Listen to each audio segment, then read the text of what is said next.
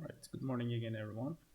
Today we are going to start a new chapter, chi-square tests, and these tests are really useful for in practical situations where you want to test some sample against the distribution, whether the data that we collect is really Poisson or the a pair of dice is fair or not, or two variables are independent or not. So we are going to see only section one, chi-square tests. But it's really, as I said, these chi-square tests are really useful in many practical situations, and therefore I think it's really useful to know them.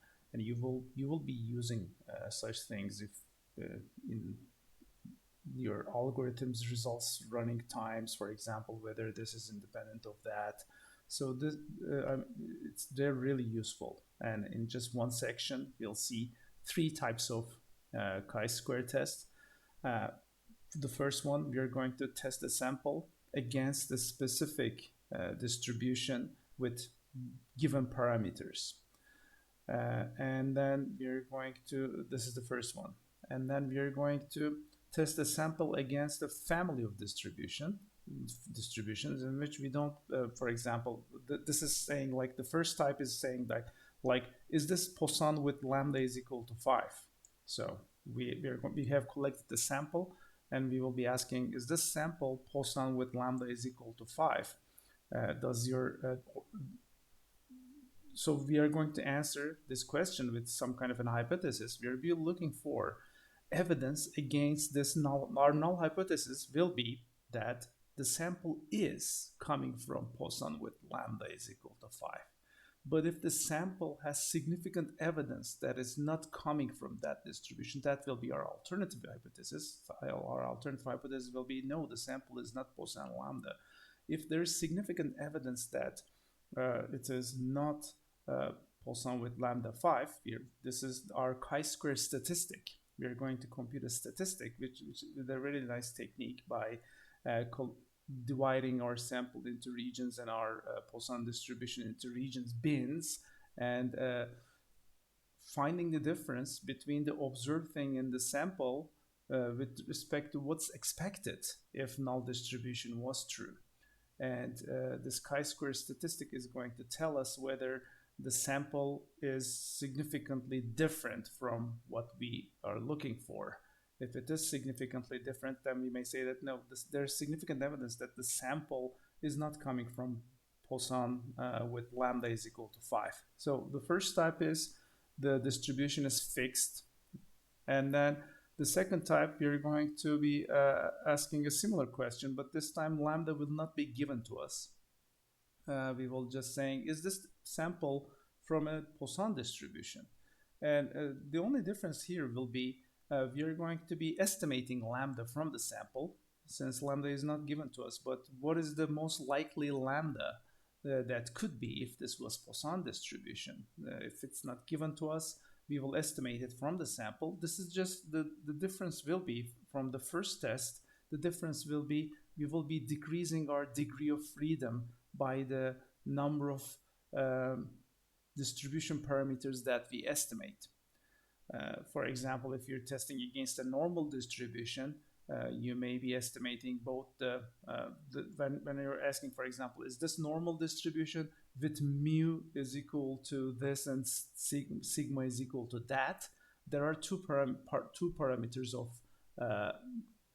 normal distribution. Therefore, our degree of freedom is going to be decreased by 2 if we estimate 2 parameters of the population. So I'm going to go into all details of these things, but the difference between these two tests will be, since in the second case we're estimating some population parameters that we're looking for from the sample itself, this will just decrease our degree of freedom when we perform the chi-square test. So the chi-square test statistic, the distribution, just like the t-test, also has an associated degree of freedom with it. So we are going to be looking at a table, a chi-square distribution table with a specific degree of freedom. And the second test, as I said, if we don't know the population, specific parameters are not given to us. If we're not testing our sample against a specific given distribution with known distribution parameters, we will be estimating them from the sample, which will decrease our degree of freedom. In the first case, the degree of freedom is going to be determined by the bins, the number of areas, intervals that we divide our distribution into, and these are all going to be very clear. But the first two types are very similar. That this is just I wanted to tell you. And the third type of test we are going to perform with chi-square test is that to determine whether two random variables are independent or not. And just like when we talked about these discrete random variables, you remember we had these tables of x and y random variables where we had a table showing what is the probability of observing x is equal to something and y is equal to something. That table, we are going to form similar tables and again compare the observed counts in our sample with those particular x and y values and compare them with what is observed. What is expected if these two random variables were really independent. So in general, chi-square tests, this test statistic is really a squared sum, and actually it's a normalized, we can call it normalized square sum of differences between observed counts in the sample and what is expected, the expected counts. It's always about counts. And the expected count, if the null hypothesis were true, if you're looking for independence, if they were really independent, what would you expect the count to be in that table cell when x has this particular value, y has this particular value? So by assuming independence, you're going to find that you're going to compute the expected count and then compare it to what you have in your sample and take the difference, square the difference, sum them up after normalizing them. That's the chi-squared statistic. So I summarized the entire section 10.1, and we are going to see the details about this. Can we find from zero most suitable? Oh, that's a good question. So if we don't even know the family of distribution, can we, for example, if you just have a sample, what will be your, and you don't know anything. From scratch, we want to figure out what this distribution and what the sample is coming from. The first thing we do is as in chapter 8, we have seen some visualization techniques like histograms. The first thing you would do will be to draw the histogram of the sample that you have collected. And after you look at the histogram, it will tell you, the histogram's shape is going to give you some clues as to whether it can be an exponential distribution or Poisson or normal or gamma. We will see, for example, whether it's skewed or not, whether it's symmetric, or whether it's always decreasing. Like if it was an exponential distribution, it will be something maybe decreasing with high value of lambda. So we will first look at the histogram from scratch, and then if we have a clue that's saying that okay, this may come from exponential, then we can do the second test that I mentioned. Okay, if it's exponential, it should have one parameter lambda. What can be the lambda from the sample that we have collected? If these were, for example, lifetimes of something, 1 over lifetimes will give you the average. 1 over lifetimes will give you the lambda, and you will estimate, which means that you estimate it from the sample first, which will decrease your degree of freedom by 1 because exponential distribution has just one parameter lambda, and then you conduct the test to see how different is the sample really from an exponential distribution with that lambda. So this is we can do that. The parameters, actually we don't try all parameters in a for loop, because if it was coming from that distribution, the estimating the lambda parameter in a most, for example, using maximum likelihood or method of moments, you already find analytically, if it was coming from exponential, what is the most likely lambda. Okay, so you don't need to loop through all the possible lambdas. All right, but you may loop through all the possible distributions, the family of distributions. For example, you can say, okay, I tried exponential, it looks like exponential, let's try it. But if you may also say, for example, this looks like normal distribution, but it's kind of a little bit skewed. I can try this one. Let's try gamma. Let's try normal. Let's try binomial. Binomial would be in the case where it's discrete, but you can try.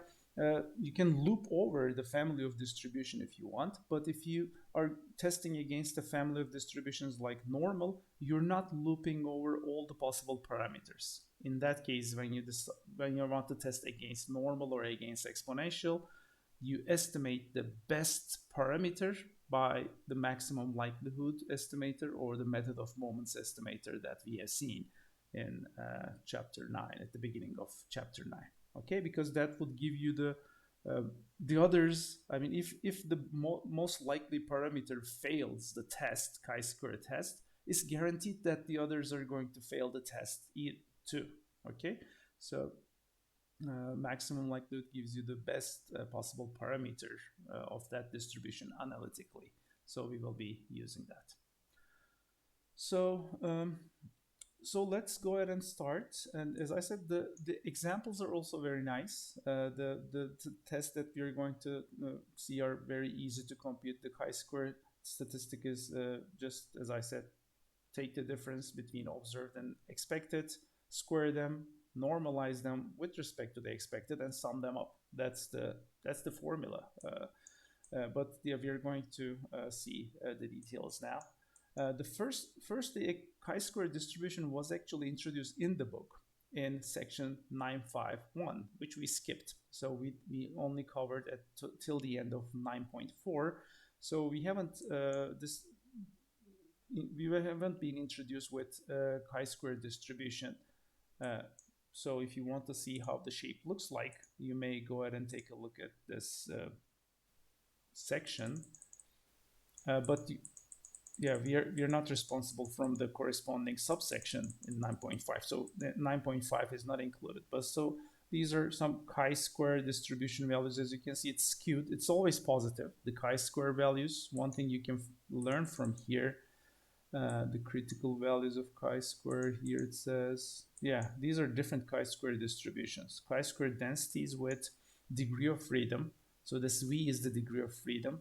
Degrees of freedom 1, 5, 10, 30. So as it becomes 30, the larger degrees of freedom, as you can see, for large degrees of freedom, it's approximately normal. As you can see, it starts like with an exponential distribution and then some skewed distribution. Then for large values of V, it becomes like a very it's normal distribution with a very large standard deviation. So it's a rather complicated probability density function, which we're not going to be probably use this. We will just refer to the tables, or on Octave Online, we will be looking at its CDF. We will be referring to its CDF function. And it's the interesting thing is that the chi-square distribution, the expected value of the chi-square distribution is the degree of freedom. And the variance is 2 times the degree of freedom, degrees of freedom. It has only one parameter, right? The degrees of freedom. So no other parameters. So that's really interesting. So the degrees of freedom define everything about the chi-square distribution. So it was introduced around the beginning of the 20th century by a famous English mathematician, Carl Pearson. I think he was also he worked with a student, William Gosset, who is regarded as a founder of the entire field of mathematical statistics. So chi-square was one of his contributions as well. Yeah, he was a teacher and collaborator. It's written right here, William Gosset, which is why student was Gosset's pseudonym. So this is, we have the student's t distribution because Pearson was one of the students. Gosset was one of the students of Pearson. So we have the in table A6 and appendix contain critical values for chi-square distribution. the CDF values. This is what it says. And we are going to see examples and refer to the table how we can use that. All right, so let's see. So actually it shows the chi-square distribution. The chi-square test will always be one tail, not unlike this. So this shows the acceptance regions here, region is here, but this is not about the chi-square test that we are going to conduct in 10.1. In 10.1, we will always be looking for cases in order to be able to reject the hypothesis that our our sample is coming from that distribution, that particular distribution. We will be looking for significant evidence against the null hypothesis, which means that the chi-square test statistic should be larger than something. The difference between the expected and observed ones, if the difference between expected and observed counts are too large, then it means that alternative is true, which is your sample, there's significant evidence that the sample is not coming from that distribution. Okay, so we will reject the null hypothesis only if the test statistic, chi-square test statistic, is large. But let's go ahead and start. So this is the chi-square test statistic denoted by chi-square. So this is the Greek letter chi, capital chi, and it's as you can see chi-square as the name. So this n here is the number of bins that we are going to divide our domain of our random variables domain. For example, if your random variable can take values between 2 and 12, for example, we throw two dice, a pair of dice, and let x be the random variable which shows the sum of the faces of these two dice, all right, that comes at the top. So the variable x can take values between the smallest sum. If you throw a pair of dice, the smallest sum can be 2, the largest sum can be 12. So what we're going to do is, in this discrete case, for example, the bins that we're looking for may be nicely these discrete values. We can say what 2, 3, 4, 5, 6, 7, 8, all the way to 12. And in this case, we will have 11 values, right?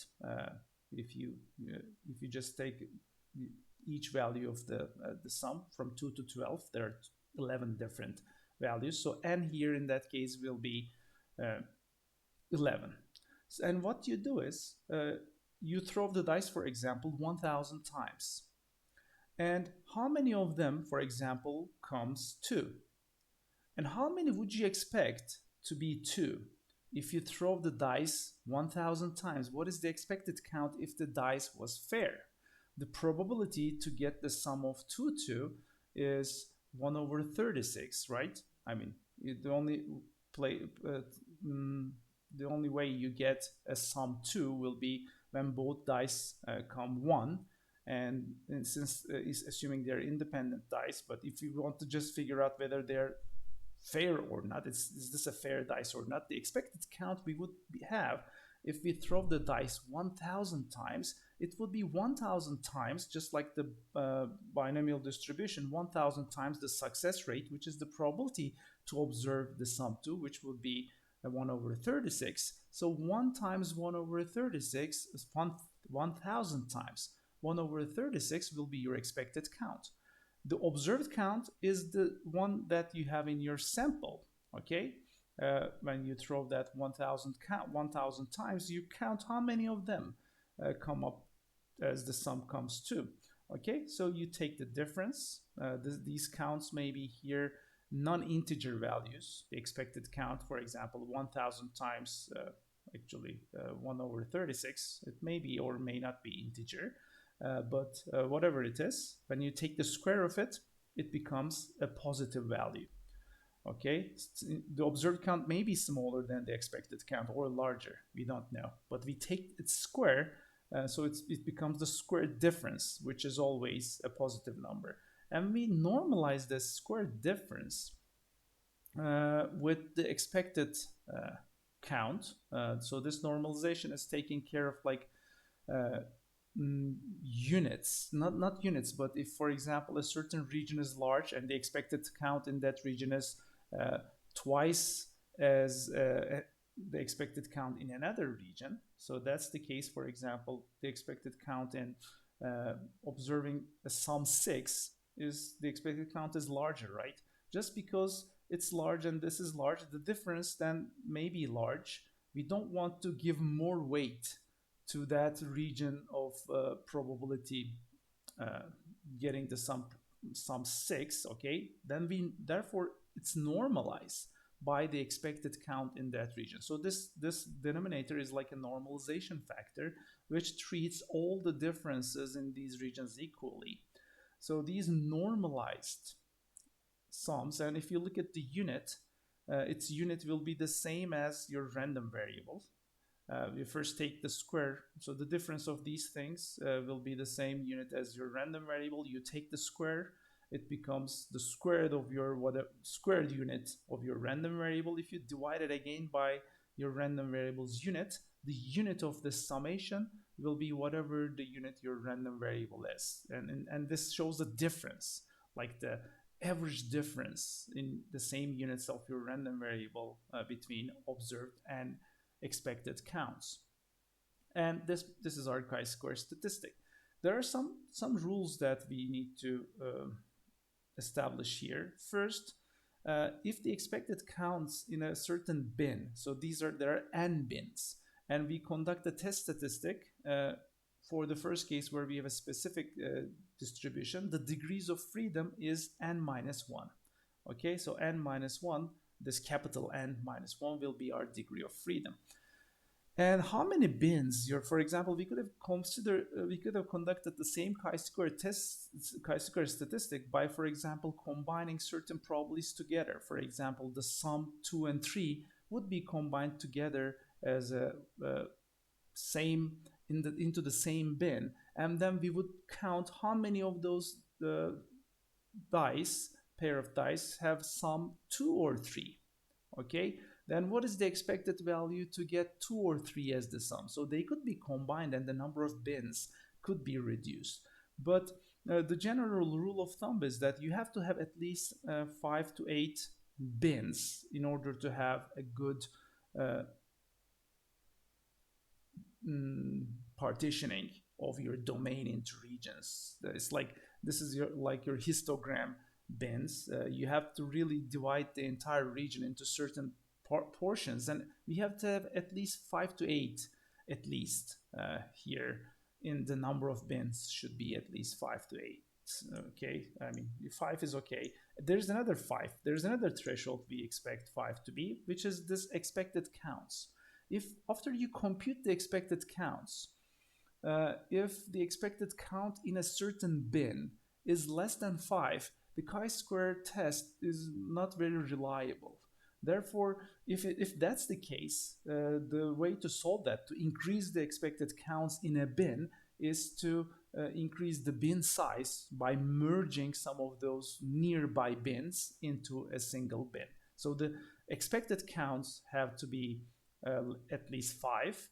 The number of bins have at least they need to be 5 or 8, and there is no threshold or restriction about observed counts. Okay, observed counts can be anything in that particular bin, and all these things that I'm talking in an abstract manner will be clear when we see our first example. And here this is always a one-sided right tail test, because the null hypothesis, if the null hypothesis is true, we want the observed counts and expected counts to be as close as possible to each other, which means that the small values, for example, if chi-squared turns out to be 0, it means that the observed counts are exactly the same as your expected counts, which means that null distribution is most likely true. But if you have in order to have significant evidence against the null distribution, by the way, all these expected counts are computed assuming the null distribution is true. And if the observed counts are actually very different from the expected counts, which will give you a large chi-square value. So only the large values of chi-square test statistic is going to make us reject the null hypothesis, saying that there's significant evidence against the null hypothesis. So therefore, it's always a one-tailed, right tail test, and the rejection region is if we conduct a chi-square test with certain alpha level, significance level, the rejection region will be that x alpha all the way to the all the large values after that alpha is our rejection region. And sometimes the p-value, and we will be looking at p-values. The p-value will be the probability that your the probability to have a random chi-square test statistic to be greater than what is the probability to have the chi-square test statistic from a null distribution greater than or equal to your observed test statistic here that you compute. Again, it will be clear when we have the example. And here's the rule of thumb. We have to have at least 5 in each category. The expected counts should be at least 5, which we are going to compute them using the assumed null distribution. Also, the number of categories we are going to see, we also want them to be at least 5. So let's start with the first case, testing a distribution. The distribution is given, all the parameters of the distribution is given to us in a fixed manner. Let's go ahead and start look at the first example. Is the die unbiased? So this is a discrete distribution. If in an unbiased die, the parameters are given to us, the probability to obtain 1, to obtain 2, 3, 4, 5, 6, all of them are equal to each other, then they're all 1/6. Okay, so when you're given a discrete distribution, its parameters are what is the probability to obtain 1, what is the probability to obtain 2.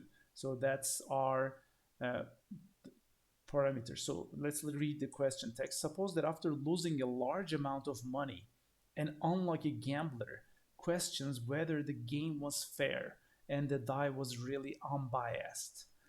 So they have the data from the last 90 tosses. And the result is this.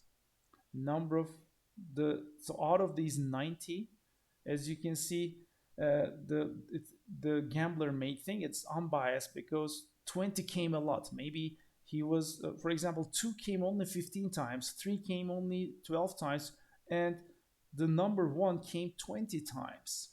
So this is biased. It's biased towards 1. So it may be the gambler may be inclined towards thinking the die is biased. So these are the observed counts. What are the expected counts here? For 1, 2, 3, 4, 5, 6, what would we expect to have 1? They would all be 15, right? 1/6 times 90 gives you, divide 90 by 6, you would get 15.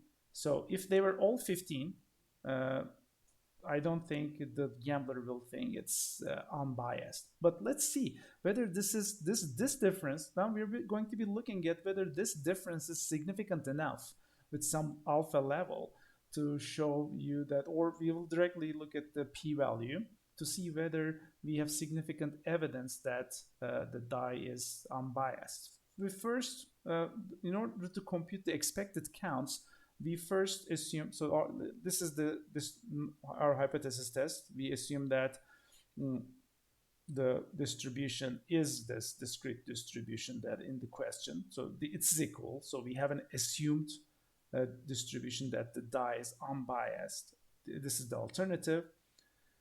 And F is the distribution of the number of dots on the die, and F0 is the discrete uniform distribution under which is all equal 1/6 for all these values. And observed counts are this, and here the corresponding expected counts is the probability to obtain a 1 times the number of times the dice was thrown.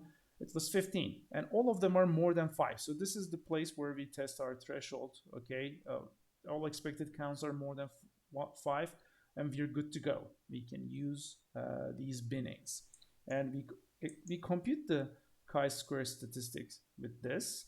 All we need to do is 20 minus 15 squared divided by 15. Then 15 minus 15 squared, which is 0, you don't need to do anything. 12 minus 15 squared, 17 minus 15 squared, 9. So 5 came really less. So 9 minus 15, this is the largest discrepancy we have, which is 6 squared. 36 divided by 15 is the contribution of this bin, and 17 minus 15 squared divided by this. And if you do this, it comes up to be 5.2. Okay, and our degrees of freedom here is n minus 1, which n was 6 here, 6 bins, 5 degrees of freedom.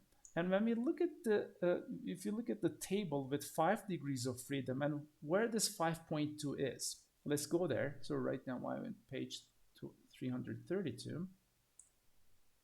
So chi-square statistic right here. F distribution. So it's chi-square distribution is also called the F distribution. Okay. Here our degree of freedom was 5, right? So what is this? This is alpha. This is also alpha. Yeah. If you look at this 5, our value. So numerator degrees of. Sorry, this is not the chi-square distribution. Yeah, chi-square is table A6. This is F distribution is something else. Sorry, we are not looking for F distribution. Our distribution name is chi-square distribution, and we have 1 degree of freedom. The other table, F distribution, has 2 different parameters for degree of freedom. So this is our case. So 5, and our value was 5.2, right? We look for 5.2 here. Where does 5.2 falls in? Oh, 5.2 is somewhere between. If you look at the value of 5.2, it's somewhere between 0.8 and 0.2, right tail probability, which means that our p-value is between 0.2 and 0.8. 5.2 falls somewhere here. We cannot get exact p-value. Maybe if you use Octave Online, you would be exactly getting that p-value which is going to be between these two. But even if it was, so it's less than 7.28. We know that our chi-square value, which is 5.2, is less than 7.29, which means that even if with with 80% confidence, we would not be able to tell whether it contains significant evidence against the null distribution.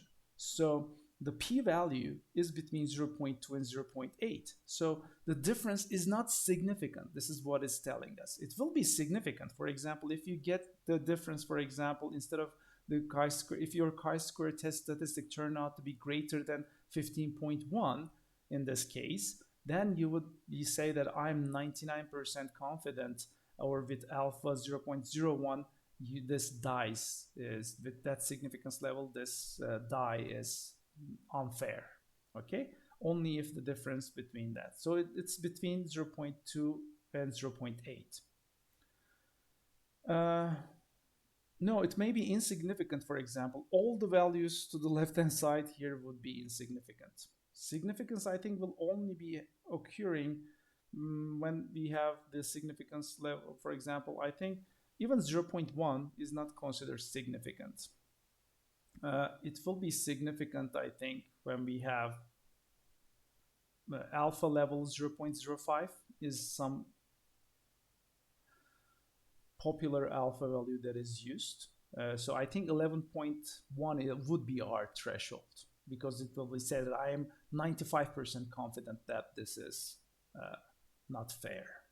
Or with this alpha level, you would be rejecting. If you conduct an alpha level hypothesis test where your alpha is 0.05, and if the test statistic turns out to be greater than 11.1, then you would say that I reject the null hypothesis in favor of the alternative hypothesis, which means that this dice does not have this discrete, uniform discrete distribution. It's biased, it's unfair. So 11.1 could be your threshold. So most of the cases, 0.1 is not considered significant.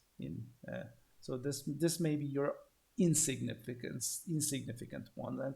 And if it's of small, if chi-square test statistic is, or if your alpha level is smaller than this, then that would be the rule of thumb to have some significant values. All right. So we could have also the yeah, if it's not, we were calling it two-sided, but we are not interested so far. uh, this one, the alternative, in the alternative hypothesis here, as I said, we're only interested in the cases where our chi-square statistic is larger than that, because it can never have negative values. I mean, when it also has the smaller thing, our test is one-tailed. Okay, it's not, when we are saying it's not equal to this distribution, uh, we expect our test result. It's not a two-tailed test, because only the larger values of the chi-square test statistic will be will lead to will lead us to a rejection. That's why we have a one-tailed test. It's not two-sided, because the mainly it's all positive. We will never get negative values. And a small value, I mean, would it make sense, for example, to have a two-sided test where if the chi-square test statistic turns out to be zero, do you want to reject the null hypothesis? No, actually, when it gets zero, that's the best case. The null hypothesis is true, right? The observed counts are exactly the same as expected counts. So the tail starts at zero, the left tail starts at zero.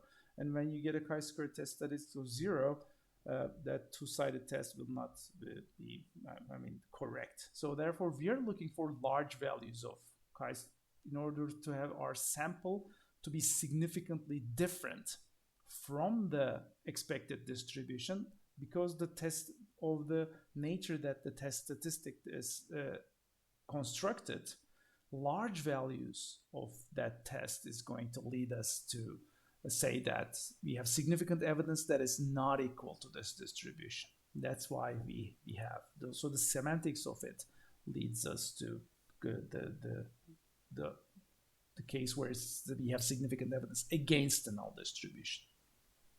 All right. So let's take a look at Octave Online to get the actual value. Octave Online. So I think in the book there is a reference to which function we can use. Let's go to 332.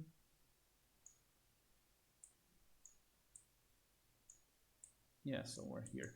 So at the end of this, yeah, here, this is chi-square CDF.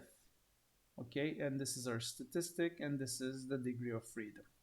So the p-value is 1 minus that. So it's basically, if you want to do that, what we're looking for is first load package statistics.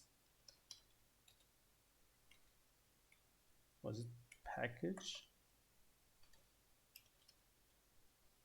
No. So how did it work? Norm CDF.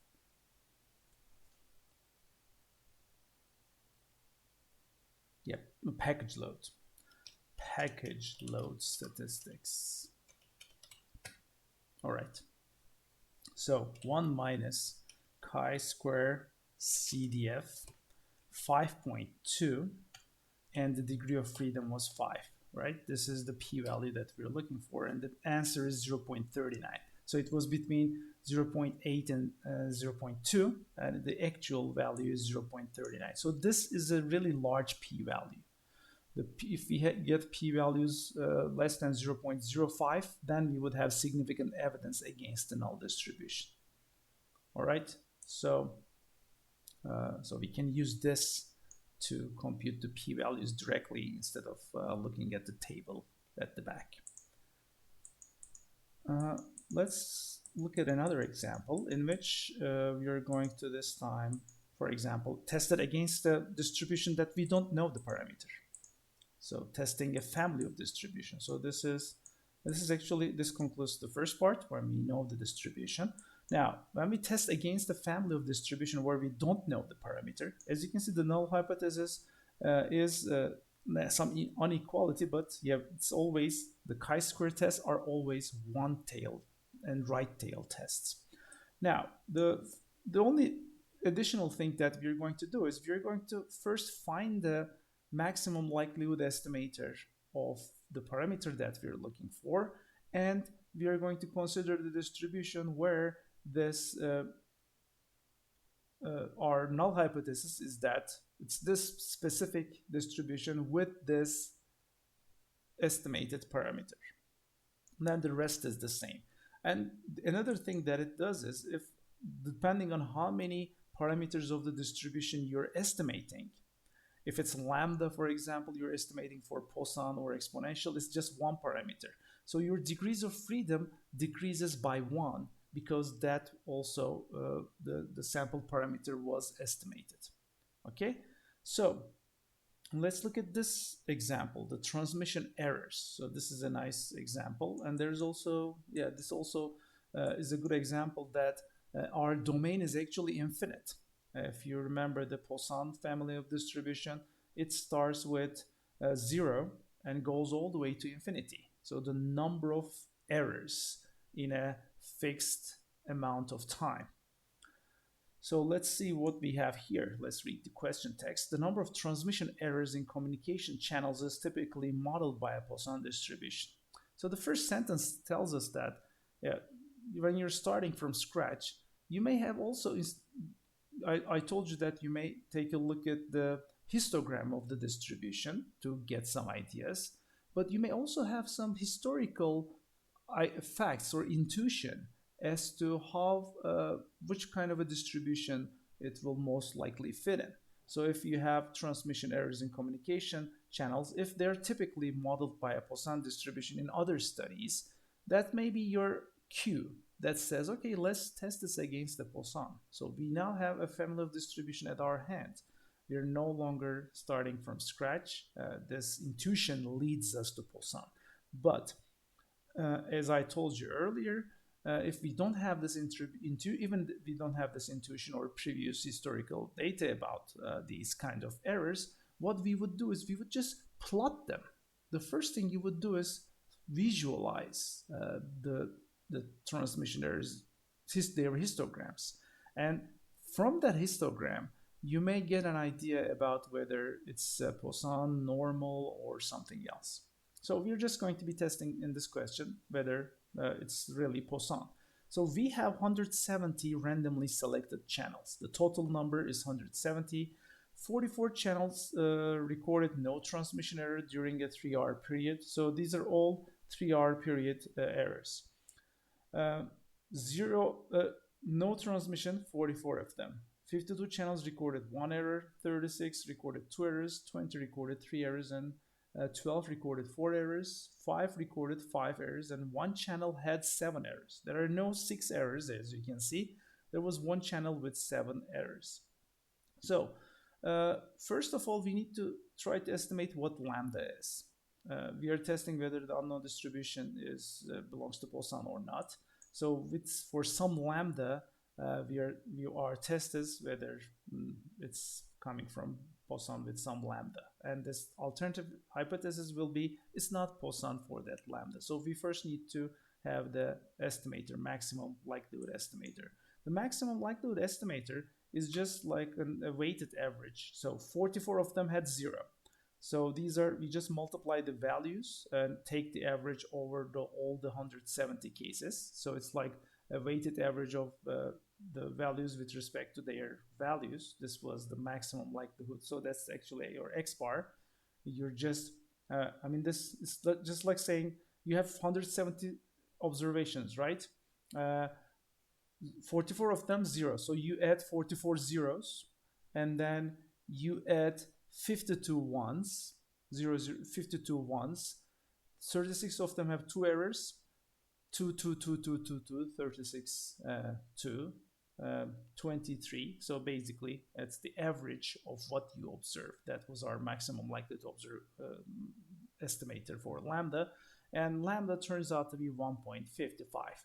So with lambda 1.55, the next thing we are going to do is to compute the expected counts. And also we need to decide our bins. Since the Poisson distribution, as I said, goes all the way to positive infinity, where what will be the last bin that we are going to construct is going to start from some fixed number and go all the way to the infinity, and that we will be using 1 minus CDF of that Poisson to compute the expected count. So what I'm saying is that imagine, so here let's see. So this is our Poisson distribution. 0 count, 1 count is discrete, by the way. Okay, 0, 1, 2, 3, 4, 5, 6, 7, and it goes all the way to infinity. And the probability to observe infinite counts is non-zero actually. So what we're going to do is, if we have this, like just we did it for the die, we may start binning them like this, but the probability probably is going to start to decrease a little bit. So what will happen is that the probability to the right-hand side of the curve, the PDF function, is going to be very small. So what we want here is that we know that lambda is equal to 155. So the probability that if our last bin is after 7 and larger, okay, because the largest value we obtained was 7, right? Which with a count of 1. One channel had 7 transmission errors. So if we have our last bin to indicate 7 to infinity, if this is our last bin, I mean, we may have bins like this, 0, 0, 0, 1, 1. We may have these individual values going all the way 5, 5, 6, 6, and the last 1, 2, 3, 4, 5, 1, 2, 3, 4, 5, 6, 7, 8. So if we have 8 bins, if you want to have 8 bins like this, this will be our bin sizes. Each one of these is the probability that x is equal to 0 in Poisson. So we are going to multiply whatever the probability of x is equal to 0 with Poisson lambda is equal to 155. We are going to compute this probability and multiply it with 170 to get the expected count at 0, okay, at this bin 0. We will do the same thing. Now, what is the expected count in this interval? It is 1 minus CDF 6, right? For this one. So all the way to probability 6 is this. We want to have the probability 7 and larger. 7 and larger is the probability of 6 and 1 minus probability of 6 and less, which is our CDF 6. So if this probability turns out to be whatever this probability is, we are going to multiply it with 170, and that will be our expected count for this interval. We want this value to be greater than 5. That was the rule of thumb, right? The expected counts should be larger than this. So if this turns out to be, for example, what will happen if you divide 5 by 170, let's do that. 5 divided by 170, it is 0.029, okay? If the actual value, or actually we can also see that, how was the Poisson CDF? Was it like this? No. CDF Poisson, Poisson CDF MATLAB, CDF MATLAB. It was a Poisson CDF, okay. So and let's take a look at the parameters, x and lambda, perfect. So we will be doing this. 1 minus x and lambda. X is 6, lambda is 1.55. Wow, it's smaller than this. So if you multiply this with your 170, this is your expected count if that's the bin. And the expected count is very small. It's even less than 1. So we cannot have our last bin to be this. What if we start from 6 and go all the way to infinity? So you will try this one. Oh, the expected count is still very small, 0.88. So we have to, our last bin actually should not start at 6 and go forward to the infinity, even less than that. What about 5n larger than infinity? Oh, it's still, the expected count is still 3.5. And it will be, I think our bin has to be even less than that, 4 and forward. Yeah, our expected count is 12.25. So, which tells you that when you are dividing these bins, okay, 0, 1, 2, 3 can be in its own bin, and 4 and forward, your last bin, which will be your fifth bin, 1, 2, 3, 4, 5. So having 5 bins is okay. We don't want to have less than 5 bins either. So it will be 4 all the way to infinity, because the expected count with this value of lambda 1.55 with 170 tries, it's this. Or another thing you could do is, if you don't want to change your wins and still want to conduct a chi-square test, one thing you can say, okay, take more samples, increase your sample size. Look at, I mean, maybe looking at 170 channels in this case is not enough. You should look maybe at 1,000 channel values. That's another possibility, right? If you increase your sample size, you will also give you larger count.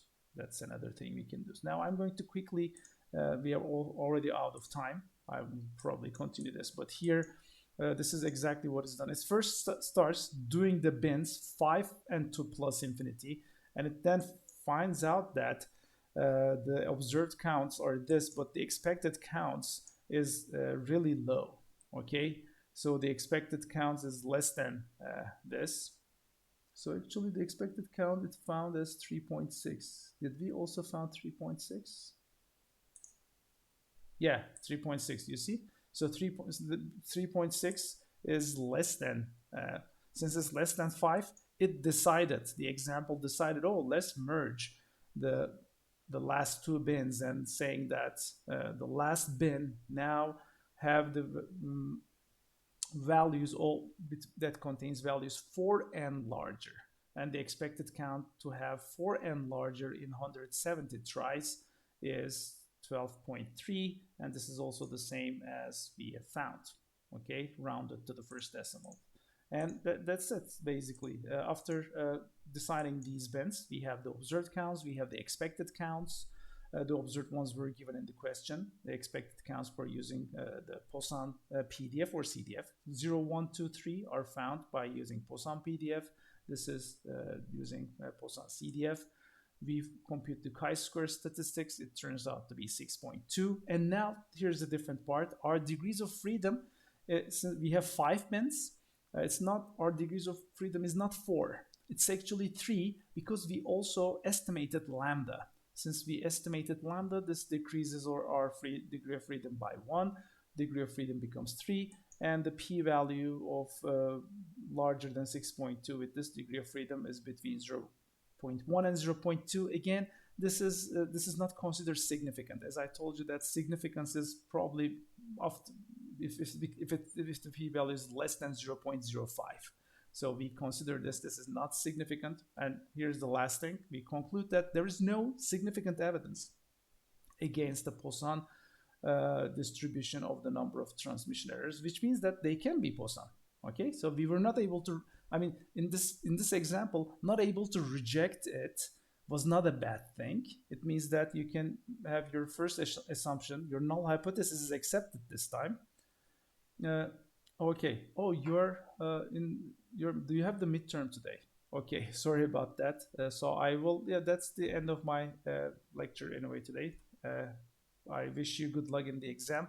See you all on Thursday. Bye-bye.